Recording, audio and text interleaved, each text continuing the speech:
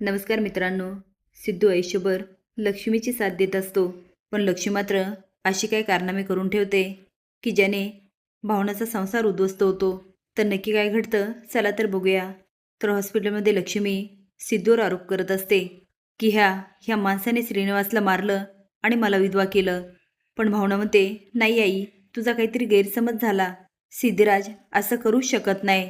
ती आता सिद्धूला विचारते आणि सिद्धू प्रामाणिकपणे सांगतो की मी जयंतवर गोळी घातली होती. ती काकांना कशी लागली मलाच माहिती नाही. आता जानू पण सिद्धूकडून बोलत असते आणि म्हणते, आई, तुझा काहीतरी गैरसमज झाला. तिथे जयंत पण होता, पण काय केल्या लक्ष्मी काय ऐकत नाही. पण भावना म्हणते, नाही, सिद्धिराज असं काही करू शकत नाही. माझा त्यांच्यावर पूर्ण विश्वास आहे. पण तेवढ्यात पोलीस येतात आणि म्हणतात, सिद्धराज गाडे पाटील, तुमच्या विरुद्ध लक्ष्मी दळवीने कंप्लेंट दिली आहे, त्यामुळे आम्ही तुम्हाला ताब्यात घेतोय. आता ते सिद्धूला घेऊन जायला लागतात. भावना आणि जानू खूप आडवत असतात, पण लक्ष्मीच्या चेहऱ्यावर मात्र खूप राग असतो. भावना म्हणत असते, आई, प्लीज अडव ना सिद्धिराजला. अगं, तू का केलंस असं? सिद्धिराजने तुमच्यासाठी काय काय नाही ते केलं. अगं, तुझ्या प्रत्येक संकटात त्यानेच साथ दिली. पण तेवढं डॉक्टर म्हणतात, डेड बॉडी ताब्यात घ्या. आता श्रीनिवासला बघतात आणि एकच किंचाळी उठते. आता अंत्यदन व्यंकीच्या हाताने होत असतं. भावना आणि जानू खूप रडत असतात.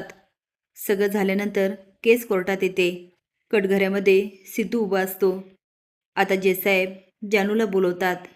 जानू म्हणते, जयसाहेब, हे जयंतनेच केलं असणार. माझा जिजूवर पूर्ण विश्वास आहे. तो असा करूच शकत नाही. आता जो पण कोणी येतो तो सिद्धूकडून बोलत असतो. सिद्धू म्हणतो, माझ्या पिस्तुलीतली गोळी श्रीनिवास काकांना लागली की नाही हे मी नाही सांगू शकत.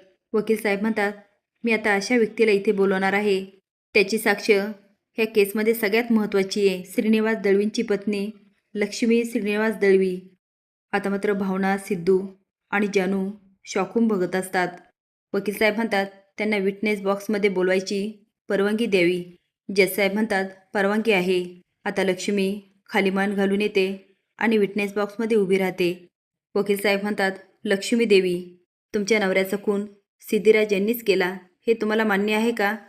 आता लक्ष्मी सिद्धूकडे बघते. आता जानू, भावना लक्ष्मीकडे बघत असतात. सिद्धू पण हळवा होऊन लक्ष्मीकडे बघत असतो. पण लक्ष्मी म्हणते, हो जजसाहेब, माझ्या नवऱ्याचा खून ह्याच माणसाने केला आणि मी माझ्या डोळ्यांनी बघितला. ह्या माणसाला जास्तीत जास्त शिक्षा द्या. आता मात्र भावनाला लक्ष्मीचा खूप राग येतो.